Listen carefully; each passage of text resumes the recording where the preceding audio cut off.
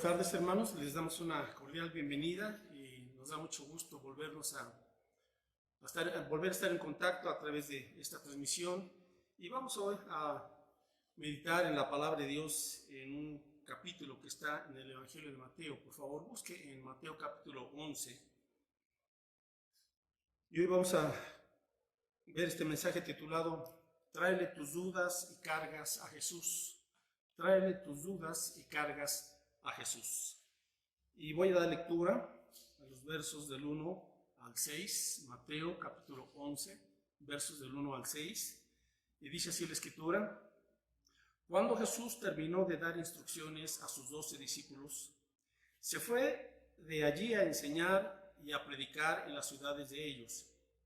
Y al oír Juan en la cárcel los hechos de Cristo, les envió 2 de sus discípulos para preguntarle: ¿eres tú aquel que había de venir o esperaremos a otro? Respondiendo Jesús les dijo: Id y haced saber a Juan las cosas que oís y veis. Los ciegos ven, los cojos andan, los leprosos son limpiados, los sordos oyen, los muertos son resucitados, y a los pobres es anunciado el Evangelio. Y bienaventurado el que no haya tropiezo en mí. Vamos a orar, hermanos, antes de dar inicio. Padre, te damos gracias por toda esta semana, Señor, que nos has permitido la vida y la salud.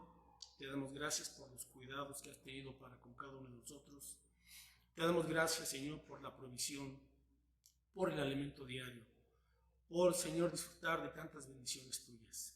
Gracias por tu palabra, gracias por tu presencia. Y oramos, Señor, para que nos des un corazón limpio. Perdones, por favor, nuestras ofensas, nuestros pecados, y seamos limpiados con la sangre de Cristo, tu Hijo. Y oramos que tu Espíritu Santo nos dirija en esta tarde para entender y para creer y aplicar, Señor, lo que tú tienes para nuestras vidas. Lo rogamos en el nombre de Jesús, nuestro Señor y Salvador. Amén. Bueno, pues este mensaje titulado Tráele tus dudas y cargas a Jesús, vamos a ver cómo el Señor Jesús responde de diferentes maneras a las preguntas y a las actitudes que muchas veces tiene la gente. Y comenzamos aquí por ver en el versículo 1, en donde Jesús manda a sus discípulos a predicar el Evangelio, y él por su parte continúa también enseñando la Escritura. Y en el verso 2 se nos dice aquí que llegan 2 discípulos de Juan el Bautista, y sucede que Juan estaba en la cárcel. Ahora, recordemos que Juan el Bautista fue el precursor, él fue el mensajero que preparó el camino al Señor Jesucristo como el Mesías, y el pueblo de Israel entonces estaba escuchando la predicación de Juan el Bautista y era un llamado al arrepentimiento. Juan estaba preparando entonces el camino para que Israel dispusiera su corazón para creer en el Mesías y para seguirlo. Y se nos dice aquí que Juan estaba en la cárcel. Ahora, ¿por qué estaba Juan en la cárcel? Recordemos que Juan anunció cuando vio a Jesús: he aquí el Cordero de Dios que quita el pecado del mundo.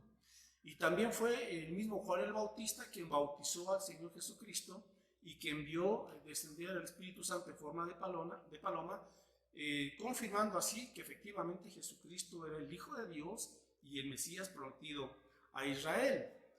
Entonces, Juan tenía la convicción de que Jesús era el llamado y el Mesías para Israel. Sin embargo, en este capítulo, a estas alturas, Juan ya tenía más o menos 1 año en prisión cuando se relata este pasaje. Casi 1 año en la cárcel. Ahora, ¿por qué fue encarcelado? Porque Juan, pues que era como profeta de Dios muy claro, cuando se entera del adulterio de Herodes, pues le dice su pecado, ¿verdad? Y le dice: estás en adulterio, no puedes casarte. Y eso pues le costó la cárcel. Entonces Herodes lo mandó a la cárcel, y ahí tenemos a Juan el Bautista, casi 1 año solo en prisión, abandonado. Así es que vamos a tratar de entender a Juan el Bautista. ¿Cómo es posible que 1 año antes él estaba dando evidencia y dando testimonio de Jesucristo? Y meses después, cuando él está confinado en esa mazmorra, Juan entra en un lapso de dudas, de tal manera que envía a dos de sus discípulos para que le pregunten a Jesús, como dice en el versículo 3, ¿eres tú aquel que había de venir o esperaremos a otro? Bueno, qué contraste, ¿verdad? Meses antes, a un Juan el Bautista, con toda firmeza, predicando quién es Cristo, el Mesías, y meses después en la cárcel, duda de si en verdad Jesús es el Mesías, ¿verdad? Y le manda a preguntar a Jesús, bueno, ¿eres entonces tú o estamos esperando a otro? Y aquí vemos la respuesta de Jesús. Y les dijo a sus dos discípulos, id y haced saber a Juan las cosas que oís y veis. Los ciegos ven, los cojos andan, los leprosos son limpiados, los sordos oyen, los muertos son resucitados y a los pobres es anunciado el Evangelio. Bueno, qué interesante que este varón de Dios, Juan el Bautista, pues también tenía sus luchas con la duda y con el desaliento. Ahora, Jesús responde, mis hermanos, a quienes estamos luchando también con la duda y el desaliento. Y tenemos que reconocer que a los creyentes tenemos ciertas temporadas en donde nos cuestionamos algunas cosas en cuanto a la fe. Y Jesús manda entonces responder a Juan el Bautista, pero la respuesta de Jesús es para confirmar a Juan, para reafirmarle y fortalecerle en la fe y animarle. Y la pregunta es, ¿por qué nosotros tenemos temporadas en donde dudamos, en donde nos llegamos a desalentar? Bueno, hay por lo menos tres razones. ¿Por qué nos desalentamos? ¿Por qué dudamos? Número uno, por las circunstancias difíciles, ¿verdad? A veces las circunstancias son muy adversas y esos tiempos de dificultad generan en nosotros dudas, cierta ansiedad, el temor, porque vemos las circunstancias como que no muy claras y entonces entra en nosotros una preocupación intensa por las circunstancias difíciles y puede ser cualquier cosa. Cuando no tenemos en claro si vamos a tener para pagar las deudas, compromisos anteriores, dificultades a veces en casa o en el trabajo, etc. Circunstancias difíciles a veces pueden hacernos dudar y desanimarnos. Dos, ¿por qué nos desalentamos? ¿Por qué llegamos a dudar?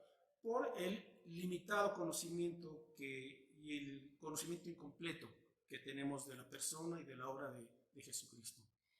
Juan el Bautista solamente había tenido un tiempo breve de conocer a Jesús y después de que bautiza a Jesús, pues Juan continúa predicando aparte, ¿verdad? Para preparar el camino del Señor, pero Jesús comienza su ministerio, pero ya por separado. ¿Eso qué significa? Bueno, significa que Juan el Bautista no tuvo en sí una comprensión completa de la persona y de la obra de Jesucristo. Él tenía un conocimiento obviamente básico, conocía el Antiguo Testamento, pero desconocía muchas otras cosas del Señor Jesús. Entonces, Juan el Bautista estaba esperando al Mesías, un rey que iba a gobernar, ¿verdad? Porque ese era el pensamiento de la mayoría de los judíos, que cuando viniera su Mesías, él los iba a librar de la opresión de los enemigos. En ese tiempo, los romanos los estaban oprimiendo, ¿verdad? Y obviamente los judíos esperaban con ansiedad esa libertad de su Mesías para que él viniera y los hiciera libres de la esclavitud y de esa opresión que tenían los romanos para con ellos. Cuando Juan el Bautista comienza a predicar a este Mesías, pues él tenía también esa concepción que el Mesías los iba a librar, el reino se iba a manifestar. Pero lo que pasaban por alto muchos de ellos era que Jesús primeramente iba a venir a liberar a su pueblo de otra opresión peor, que es la esclavitud que ocasiona el pecado. Así es que Juan el Bautista, con este limitado conocimiento de la persona y de la obra de Cristo, por eso entró en dudas. Igual nosotros, mis hermanos, cuando nosotros no conocemos bien a bien quién es Jesús, y eso nos lleva a limitar nuestra creencia y nuestra confianza aún del Señor. 3. ¿Por qué dudamos? ¿Por qué nos desanimamos? Porque tenemos expectativas no cumplidas. A veces esperamos demasiado de la gente, esperamos demasiado de otras circunstancias, y cuando la vida nos muestra la realidad y que no se cumplen todas nuestras expectativas como era lo deseado o esperado de nosotros, entonces nos desanimamos, ¿verdad? Juan estaba sin duda alguna, bueno, ¿por qué estoy aquí en la cárcel? ¿Por qué estoy como prisionero si ya está aquí el Mesías? Entonces, como pensando, Señor, ¿por qué no me sacas de la cárcel? ¿Verdad? Si yo estoy anunciando inclusive tu reino y tu palabra. Así es que Juan tenía expectativas que no estaban siendo cumplidas. Y a veces también nosotros nos preguntamos, bueno, Dios, ¿por qué me está pasando esto a mí? ¿Por qué estoy atravesando por este problema? ¿Por qué hay esta injusticia? ¿Por qué, Señor, si tú eres un Dios de amor, por qué hay sufrimiento? ¿Por qué hay maldad? ¿Por qué hay pobreza? ¿Por qué hay necesidades? ¿Por qué hay estas situaciones? Y nuestras expectativas no cumplidas pues hacen que pensemos como la gente que no conoce a Cristo, ¿verdad? Así es que a veces dudamos, Señor, ya te estás tardando, ¿verdad? Tú prometiste venir por tu iglesia y pues no vemos aún todavía esta promesa cumplida. Así es que, sin embargo, Jesús pacientemente y con amor responde a estos discípulos y dice aquí en el versículo 4, ir y haced saber a Juan las cosas que oís y veis. Ahora, mis hermanos, usted y yo estamos en una situación similar como los discípulos de Juan.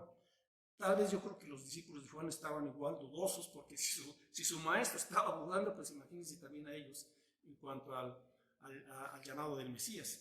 Pero usted y yo tenemos que ir y hacer saberle a la gente que está sin Cristo y que no tiene esperanza. Pero también tenemos que animar a aquellos creyentes en la fe que están débiles en su confianza para con el Señor, que están batallando también con la soledad, están batallando con el temor, están batallando con esas inquietudes, están batallando con la incertidumbre, pues tenemos que ir a ellos y hacerles saber de la persona y de la obra de Cristo Jesús. Ahora Jesús les dice, háganles saber esto. Los ciegos ven, los cojos andan, etc. Pero mientras Jesús les está dando a ellos, vean lo que yo estoy haciendo, los milagros, porque Israel esperaba milagros, y la promesa de Dios para su pueblo era que el Mesías iba a realizar efectivamente milagros como pueblo de Dios. Pero Jesús también los está guiando, ¿verdad?, al mismo Antiguo Testamento, a lo que conocía Juan el Bautista. Y en Isaías capítulo 35, las palabras que Jesús aquí nos está diciendo en Mateo, están en Isaías 35, en los versículos 5 y 6. Y dice aquí, hablando del Mesías, entonces los ojos de los ciegos serán abiertos y los oídos de los sordos se abrirán. Entonces el cojo saltará como un ciervo y cantará la lengua del mudo, porque aguas serán cavadas en el desierto y torrentes en la soledad. Ahora, ¿cuál es la respuesta entonces de Jesús cuando estamos luchando con la duda y con el desaliento? Su respuesta es, ve lo que escucha y ve lo que yo he enseñado y mostrado. Es decir, Jesús nos está diciendo en otras palabras, cuando estés batallando con las dudas y con el desánimo, enfócate en la persona y en la obra de Jesús. No te estés enfocando en esa soledad, en ese abatimiento, sino enfócate y ve cómo Jesús enfrentó todo esto, porque Jesús enfrentó, por ejemplo, la soledad y la superó, y Jesús enfrentó también todo tipo de adversidades, pero fue vencedor. Entonces, la respuesta es, ve a la palabra, ve y admira y enfócate en quién es Jesús. Entre más lo conozcas, mejor y mayor será tu confianza en Él. Y el amor de Dios fue demostrado a plenitud en la cruz del Calvario, cuando Jesús dio su vida y derramó su sangre para perdonarnos y limpiarnos y reconciliarnos con Dios el Padre. Bueno, ahora vamos a otro tipo de personas. Por un lado aquí tenemos a un creyente y un líder como Juan el Bautista. Y en este capítulo 11, ahora Jesús continúa, después de que los discípulos de Juan van a darle este informe, Jesús comienza a hablar de Juan el Bautista y lo pone en alto ante el pueblo y confirma y respalda a Juan el Bautista. A pesar de ese lapso que tuvo temporal de duda, Jesús da un informe y un respaldo a Juan el Bautista. Pero a esa audiencia, dentro de esa audiencia, ahora nos encontramos aquí en los versículos del 16 al 19, una audiencia obviamente del pueblo judío, les dice aquí más, ¿a qué compararé esta generación? Es semejante a los muchachos que se sientan en las plazas y dan voces a sus compañeros diciendo: os tocamos flauta y no bailasteis, os endechamos y no lamentasteis. Porque vino Juan el Bautista, que ni comía ni bebía, y dicen: demonio tiene. Vino el Hijo del Hombre, o sea Jesús, que come y bebe, y dicen: he aquí un hombre comilón y bebedor de vino, amigo de publicanos y de pecadores. Pero la sabiduría es justificada por sus hijos. Ahora tenemos aquí otro tipo de personas, y es a una generación que solamente se estaba dedicando a criticar a Jesús y a Juan el Bautista. Una generación que critica y una generación insatisfecha con todo lo que es de Dios. Y Jesús les dice: bueno, llega Juan el Bautista, que era un hombre que estaba mayormente solo en el desierto con una vida austera, y lo rechazan su mensaje. Vengo yo, el Hijo del Hombre, Jesucristo, que me acerco a las personas, convivo con ellas, como con ellas, etc. Y le dicen comilón, bebedor y amigo de pecadores. Entonces dice el Señor: nunca están contentos con nada que Dios les está enviando. Y los judíos estaban aferrados a su tradición religiosa.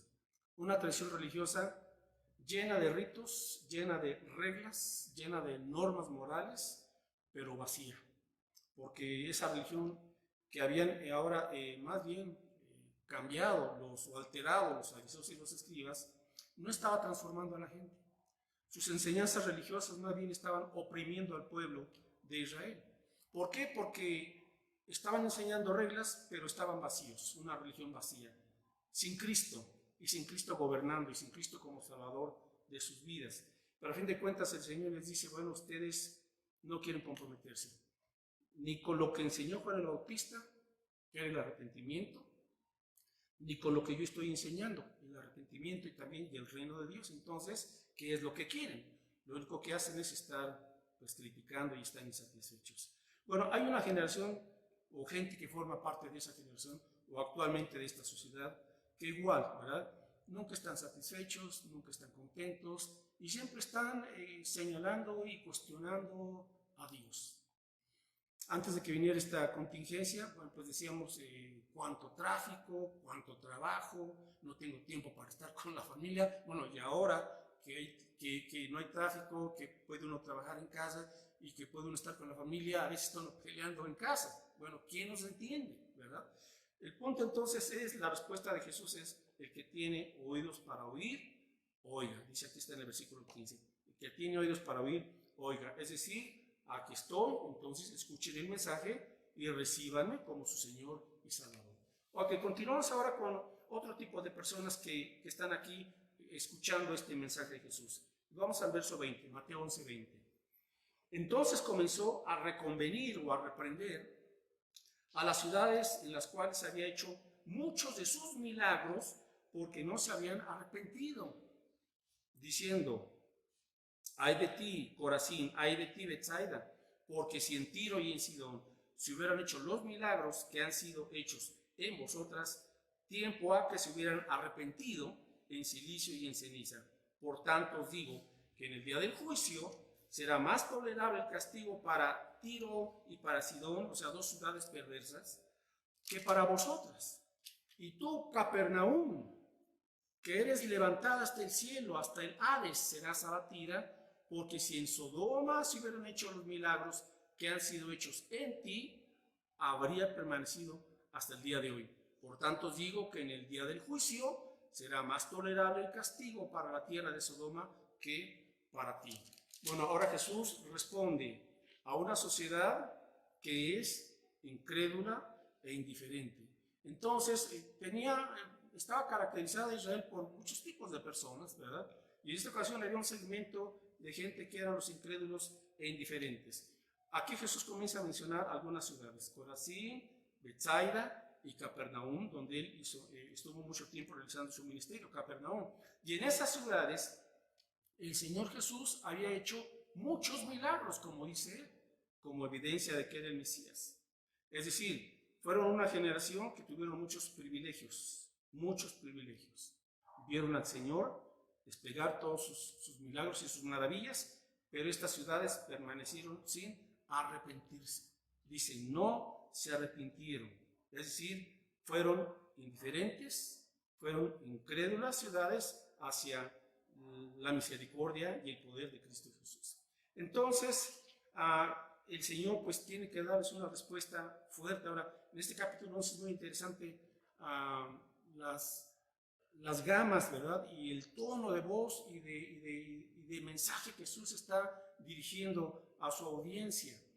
De un tono de ánimo y de fortaleza para Juan el Bautista, ahora cambia ese tono a una ciudad criticona, insatisfecha, y les advierte el Señor, tienen que arrepentirse, y ahora va a otro escenario con esta misma gente, en donde la gente es incrédula e indiferente, ¿verdad? Y también el Señor mantiene ahora otro tono y comienza aquí con un ay, ¿verdad? En el verso 21, o sea, juicio. Ay de ti, Corazín, ay de ti, Betsaida. Bueno, el tono del Señor va cambiando. ¿Pero por qué? Bueno, por la dureza del corazón de la gente. La gente ve muchas bendiciones, sabe tiene muchos privilegios y tiene muchas cosas, pero no son agradecidos con Dios, no se acercan a Dios, no le buscan. Y damos por sentadas muchas bendiciones, como que ya nos las merecemos, ¿verdad? Y perdóname, pero no merecemos nada, sino todo el contrario, por nuestro corazón rebelde y malagradecido para con Dios. Déjeme hacerle una pregunta. ¿Cuánto le cuesta a usted respirar? ¿Cuánto paga por respirar? Se había preguntado eso. Pero hoy, con esta pandemia, ¿cuánto cuesta un respirador? Para la gente que se está asfixiando, que ha entrado en crisis y no puede respirar, y necesitan llevarle un respirador artificial para salvarle la vida. ¿Cuánto nos cobra Dios por respirar cada día? ¿Cuánto le cuesta a usted? Cada día, cada minuto, estamos respirando. ¿Y cuándo le ha dicho usted, gracias Dios, porque puedo respirar? Ese es el asunto. Que tenemos tantas bendiciones de Dios, Él es tan misericordioso y tan generoso que no le buscamos. Pero cuando hay pérdidas, entonces es cuando comenzamos a valorar, bueno, estas ciudades indiferentes a las bendiciones de Dios, entonces el Señor les dice, van a tener que enfrentar un juicio por su dureza, por su rebeldía, porque no han querido venir a la palabra de Dios. ¿Cuál es la respuesta de Jesús? Pues lo dice aquí, tienen que arrepentirse. Tienen que arrepentirse de su dureza, tienen que arrepentirse de su indiferencia, tienen que arrepentirse de no darle gracias a Dios por cada bendición que día a día Dios en su misericordia derrama sobre cada uno de nosotros. ¿Cuál es su actitud hacia el Señor? Hacia las bendiciones que Dios le da a usted día a día. Bien, y finalmente vamos ahora con otro tipo de gente a la cual Jesús hace un llamamiento y una invitación. Y ahí mismo en Mateo 11, vamos ahora al verso 28. Y aquí Jesús se refiere a otro tipo de personas, no a los incrédulos, no a los indiferentes, no a los criticones, no a los rebeldes, sino a la gente como él la cataloga así. Verso 28, Mateo 11, 28. Venid a mí todos los que estáis trabajados y cargados, y yo os haré descansar. Llevad mi yugo sobre vosotros y aprended de mí, que soy manso y humilde de corazón, y hallaréis descanso para vuestras almas, porque mi yugo es fácil y ligera mi carga. La respuesta que da ahora el Señor Jesús es a los cansados y cargados, a los trabajados y cargados. ¿Y a ellos qué les dice Jesús? Bueno, pues la respuesta de Jesús es una invitación. Él les hace una invitación a la salvación que Él solo puede dar y una invitación al discipulado, es decir, a ser sus discípulos. ¿A quiénes? A los que están cansados y cargados, o sea, trabajados y cargados. Número uno, esta invitación está dividida, podemos decir, en tres partes. En primer lugar, les dice en el verso 28, venid a mí. ¿A quién tenemos que venir? A Jesús. A Jesús. No a una religión, a Jesús. Venir a mí. Es decir, confía en Él. Tenemos que venir a Jesús con una actitud de arrepentimiento y de fe. Señor, aquí está mi vida, acudo a ti, quiero conocerte. Y, como dice aquí, venid a mí los que estáis trabajados. ¿Quiénes son los trabajados? Bueno, es la gente que se siente ya agotada, fatigada de la vida muchas veces, cansada, sí, porque ya le faltan fuerzas, ven ya sus fuerzas menguadas cada vez. Los cansados son los cansados de las injusticias que hay en la vida, los cansados de las dificultades, los que no han encontrado una razón de ser y de vivir. Los cansados son los decepcionados, cualquier tipo de decepción. Una persona le decepcionó, alguien no le cumplió sus expectativas o sus promesas, una decepción amorosa, etc. Los cansados son los que no le encuentran sentido y propósito a la vida, los que están buscando y buscando y buscando y no encuentran la verdad.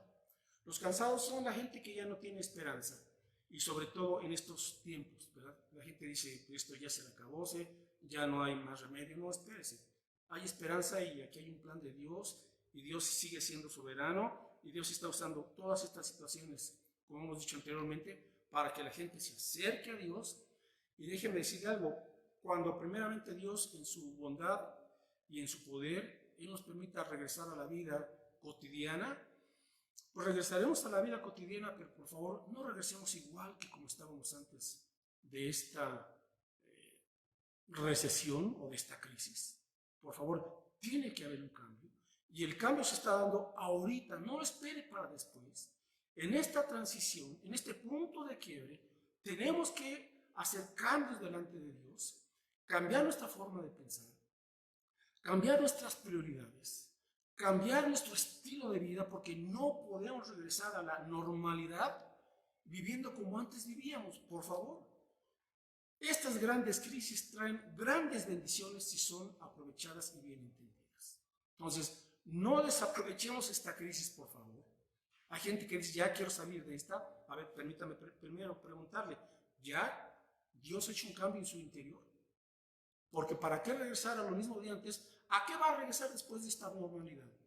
Mucha gente ansía ya regresar al bar, regresar con sus amistades que los estaban desviando del camino.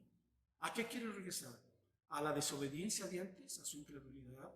¿A su orgullo? ¿A su indiferencia para con Dios? ¿Quiere regresar a eso? Por eso quiere ya salir. Si queremos salir y regresar es porque estamos ahora renovados y hemos entendido, Señor, me arrepiento, ¿verdad? De mis pecados, de mi indiferencia hacia ti, de mi maltrato hacia los demás, pero Señor, aquí está mi vida para comenzar una nueva etapa. Entonces, tenemos que venir, ¿sí? Con nuestros trabajos, con ese vacío, venir a Cristo. Y Él nos invita a todos los cansados, venid a mí. También dice Jesús, venid a mí todos los que estáis cargados. Hay por lo menos 3 tipos de cargas, ¿verdad? Y en primer lugar está la carga de la tradición religiosa, porque los escribas y los fariseos habían llenado de reglas interminables religiosas al pueblo de Israel. Para todo tenían toda una serie de reglamentos. Entonces Jesús les tiene que llamar la atención a ese liderazgo judío, porque habían oprimido al pueblo, y en vez de que la religión o de que la palabra del Señor hiciera a la gente libre, no, la estaban oprimiendo. Dice aquí en Mateo 23:4, cuando Jesús confronta a los escribas y a los fariseos, o sea, al liderazgo judío, les dice aquí en Mateo 23:4, porque atan cargas pesadas y difíciles de llevar. ¿Cuáles son esas cargas? Las tradiciones religiosas que inventaron los judíos, más allá de las leyes que Dios había establecido. Y dice aquí, y las ponen sobre los hombros de los hombres, pero ellos, o sea, el liderazgo judío, ni con un dedo quieren moverlas. Vaya, qué interesante es este versículo, ¿verdad? Le ordena uno a los demás que hagan, pero uno no quiere mover ni un solo dedo. Entonces Jesús les dice, eso no es posible. Son las cargas, a todos los cargados, a los que piensan que se pueden ganar el favor, el perdón o la salvación de Dios a través de cumplir una serie de ceremonias religiosas. No, nada de eso. La salvación que Dios da no es por nuestras buenas obras, no es por cumplir una serie de rituales religiosos, no, nada de eso. La salvación que Dios da es a través de la obra perfecta de Cristo Jesús en la cruz del Calvario y su resurrección. Bueno, entonces, hay una carga que es la tradición religiosa. La gente que sabe que aun cuando son muy religiosos, pero no hayan descanso, no están en paz en su corazón, ni tampoco con los demás. Número 2, está la carga del pecado personal. El pecado se vuelve una carga. A veces uno quiere disimularlo, a veces uno no lo quiere reconocer, porque el pecado en cierto sentido es placentero y el pecado es adictivo, pero siempre el pecado es destructivo. Y nos acostumbramos al pecado. Pero el pecado, como una serpiente a fin de cuentas venenosa, viene contra nosotros y tarde que temprano inyecta su veneno y nuestra vida comienza a deteriorarse en todos los aspectos de nuestra vida. Así es el pecado, su veneno nos va deteriorando. Y hay otra carga, que es la carga emocional, la carga mental, es decir, cuando somos ya presas del miedo, la ansiedad, la incertidumbre, la culpa o la condenación. Bueno, Jesús dice a todos los cargados, venid a mí. Escúcheme, la solución a esas situaciones no son las terapias ni las consejerías, por buenas que éstas sean. A fin de cuentas, a quien tenemos que venir para ser liberados de ese cansancio, de esa fatiga espiritual, de esa carga y opresión que nos embarga en nuestros corazones y en nuestras mentes, a quien tenemos que acudir en primerísimo lugar es a Jesucristo, confiando. Y dice la Escritura, bueno, pues que tenemos que echarle nuestras cargas porque Él tiene cuidado de nosotros. Seguimos aquí en el verso 20, Mateo 11, 28. Venid a mí todos, sin excepción, así la gracia y la misericordia de Dios es amplia para todos. Todos los que estáis trabajados y cargados, y aquí está su promesa. Y yo, o sea, ¿quién? Jesucristo. Él es el único que nos puede hacer descansar. Descansar. Ahora, ¿a qué descanso se refiere? Obviamente, es un descanso espiritual. Es el descanso que el alma necesita. Y ese descanso, en primer lugar, es cuando venimos a Cristo y nos arrepentimos y le recibimos como Señor y Salvador. Él nos da su perdón y nos da su paz. Entonces, en primer lugar, el descanso al que se refiere Cristo es a la paz con Dios. La paz con Dios. Escuche bien, no podemos experimentar una paz personal ni paz con los demás hasta que no estemos en primer lugar en paz con Dios. Déjeme preguntarle, ¿está usted a cuentas con Dios? ¿Está usted en paz con Dios? Como dice la Escritura en Romanos 5:1, justificados pues por la fe tenemos paz para con Dios. Justificados. ¿Quién nos justifica? ¿Quién nos declara perdonados e inocentes? Cristo por su sacrificio en la cruz del Calvario. Justificados pues por la fe tenemos paz para con Dios por medio de nuestro Señor Jesucristo. Este es el comienzo del descanso, estar en paz con Dios. Y luego experimentaremos todos los días la paz de Dios. Ahora, este descanso significa varias cosas. Número 1, es dejar de hacer todo esfuerzo para tratar de ganarnos el favor, el perdón o la salvación de Dios. No es por nuestros méritos, no es por nuestro esfuerzo personal. Dice Efesios 2, 9 y 10 que la salvación no es por obras para que nadie se gloríe, sino que es por gracia, por medio de la fe. Entonces, el descanso que Cristo nos da es, te doy la salvación. ¿Hubo un costo? Sí, su sangre en la cruz del Calvario. Por eso a nosotros no nos costó nada, pero a Él le costó todo. Esta paz significa la libertad que Dios nos da para alejarnos de las preocupaciones y de las cargas que nos roban la paz y la alegría de la vida. Primera de Pedro, capítulo 5, versículo 7. Tenemos aquí esta preciosa invitación. Primera de Pedro 5, 7. Echando todas vuestras ansiedades sobre Él, o sea, sobre el Señor, porque Él tiene cuidado de vosotros. Si usted es una persona que está nerviosa todo el tiempo y preocupada por todo y todo el tiempo, usted necesita experimentar esta invitación. Tráigale sus ansiedades, tráigale su carga al Señor. Y dice aquí, porque Él tiene cuidado de ti, Él te cuida. Así es que este es el descanso. Seguimos, el descanso también es la seguridad de nuestro destino eterno. ¿Y cuál es nuestro destino eterno? Juan 5:24 nos da la respuesta, que cuando usted viene a Cristo, cuando usted rinde su vida a Él lo que le da, además del perdón de pecados y de limpiar su vida y su corazón de toda culpa, el Señor Jesucristo nos da la vida eterna. Juan 5:24 dice así la Escritura, de cierto os digo, dice Jesús aquí, el que oye mi palabra y cree al que me envió, tiene vida eterna y no vendrá a condenación, mas ha pasado de muerte a vida. Bueno, pues este es el descanso, es decir, la vida eterna que tenemos en Cristo. El descanso que Dios nos da es también confiar en que Dios suplirá todo lo que nos falta conforme a sus riquezas en gloria en Cristo Jesús. Y el descanso que Dios nos da es el estar libres de toda condenación, de toda acusación que Satanás tiene para con nosotros y el entender que hemos sido aceptados y amados en Cristo Jesús. Ese es el descanso que Dios da, que Cristo da a todo aquel que viene a Él. Bueno, en segundo lugar, la invitación de Jesús ahí no termina, tenemos que ver todo el llamamiento. Número 1, venid a mí todos los que estáis trabajados y cargados, que yo os haré descansar. En segundo lugar, ahora sí, Mateo 11:29, llevad mi yugo sobre vosotros y aprended de mí que soy manso y humilde de corazón y hallaréis descanso para vuestras almas, porque mi yugo es fácil y ligera mi carga. Entonces, en segundo lugar, Jesús, después de decirnos, vengan a mí, ahora nos dice, ahora lleven mi yugo. Una vez que tú le traes tu carga al Señor, tu vida no se queda vacía. Ahora Jesús, que es sabio, Él nos dice, ahora tú tienes que llevar un yugo. Ahora, ¿qué significa ese yugo? ¿Qué es el yugo?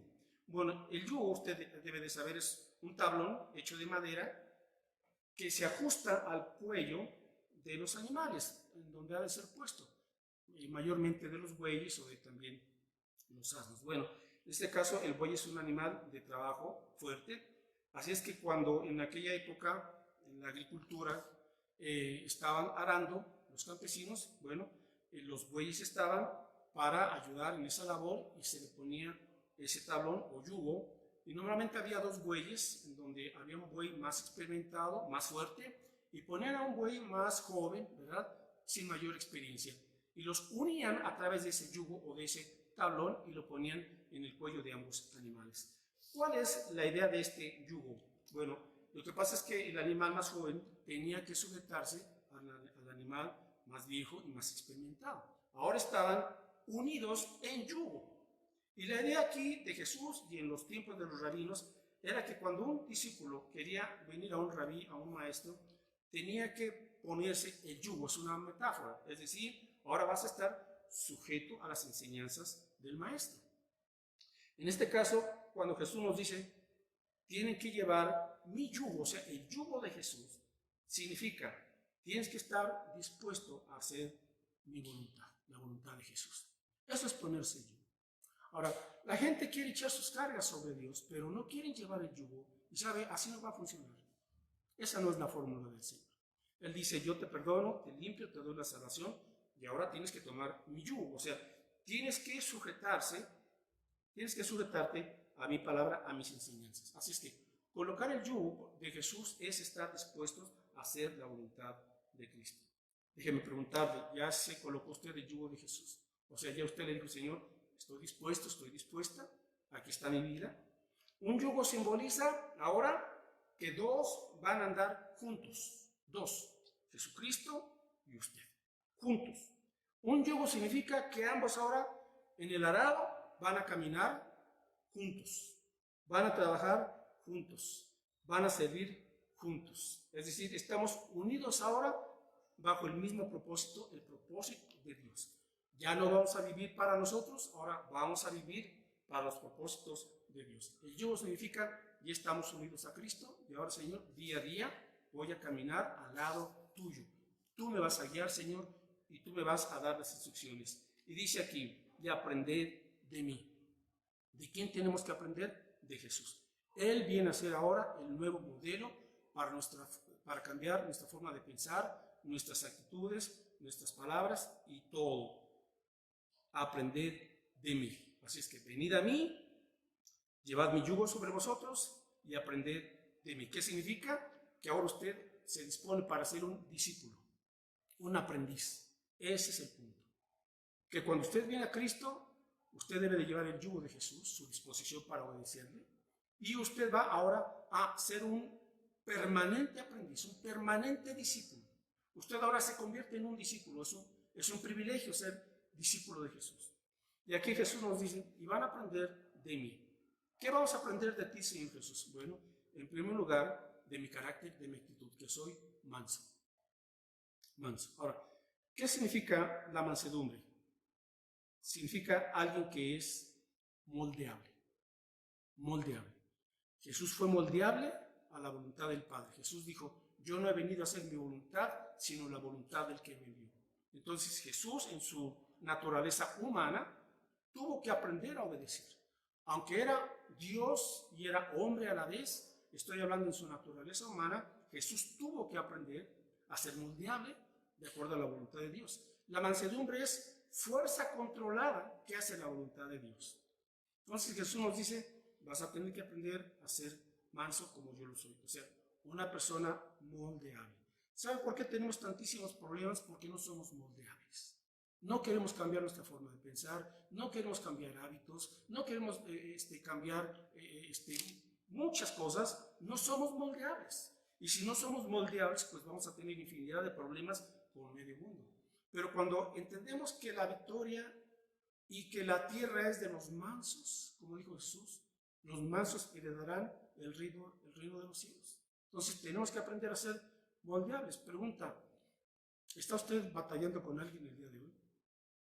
¿Está usted preguntando a Dios, Señor, enséñame a ser moldeable? Y dos, dice Jesús, aprended de mí que soy humilde de corazón. Ahora, esto es todo lo contrario a lo que eran los escribas y los fariseos. Jesús dice, te alabo, Padre, porque escondiste estas cosas de los sabios y entendidos. Ahora, ¿quiénes son los sabios y los entendidos?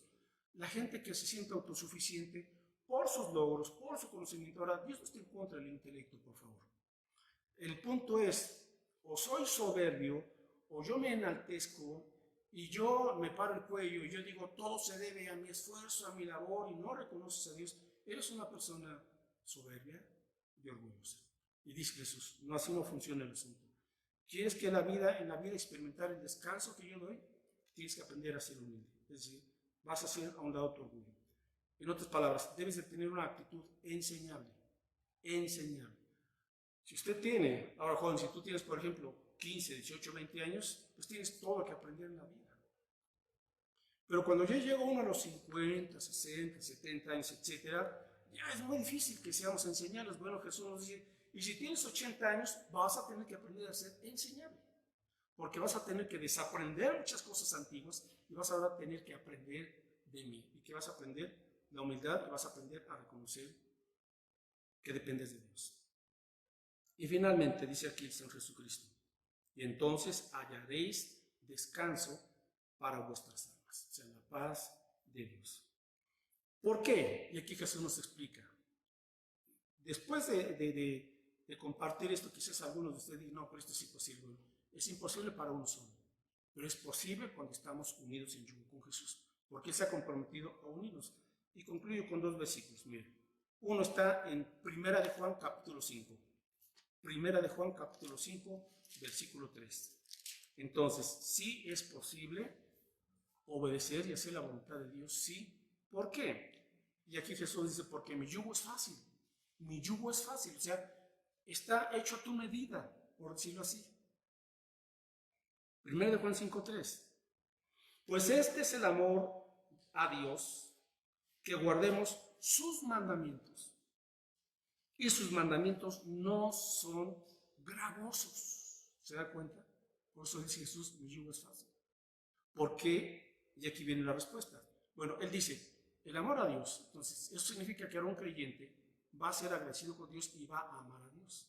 Es decir, cuando hacemos las cosas por amor, ¿verdad que el tiempo se nos pasa rapidísimo? ¿Se acuerda usted de ese pasaje de Jacob? Cuando se enamora de Raquel y la pide para casarse, pero su suegro lo engaña y le da a otra hija antes, a Lea, y se casó con quien no estaba enamorado, pero él quería casarse con Raquel y su suegro le dijo, bueno, pues tienes que trabajar para mí otros 7 años. Entonces, dice la escritura que Jacob trabajó otros 7 años, o sea, fueron 14 años, pero se le hicieron pocos. ¿Por qué? Porque amaba a Raquel. Cuando amamos a Cristo, ¿sabe? La palabra de Dios no se nos hace gravosa. Es una bendición. yugos. ¿Y por qué? Filipenses 2:13. Porque cuando usted viene a Cristo, Dios le perdona, Dios le da su Espíritu Santo, la presencia de Dios viene a usted, y Dios es quien todos los días, escuche bien, todos los días, estamos en Filipenses 2:13, Filipenses 2:13, porque Dios es el que en vosotros produce. ¿Qué produce? Dos cosas. El querer como el hacer por su buena voluntad. La voluntad de Dios es buena. Entonces, ¿por qué el yugo de Jesús es fácil? Porque Dios está produciendo en nosotros la intención, o sea, querer obedecerle, y no solamente el querer o la disposición, sino también nos da la capacidad, el poder. Él nos da el querer como el hacer por su buena voluntad. Entonces, seguir a Jesús, ponerse el yugo, es fácil y su carga es ligera. Y con esto finalizo. ¿Cuál carga?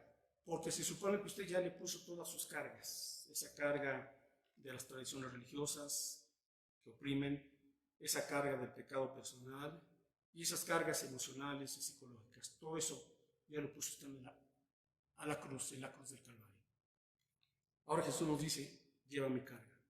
¿Cuál es la carga? Bueno, la carga de Jesús que ahora nos encomienda es, comparte el Evangelio. Haz discípulos. Esa es la carga. Él ya se hizo cargo de todas nuestras cargas. Ahora a nosotros nos corresponde llevar el Evangelio y compartir las buenas nuevas de salvación a los que nos rodean. Oremos.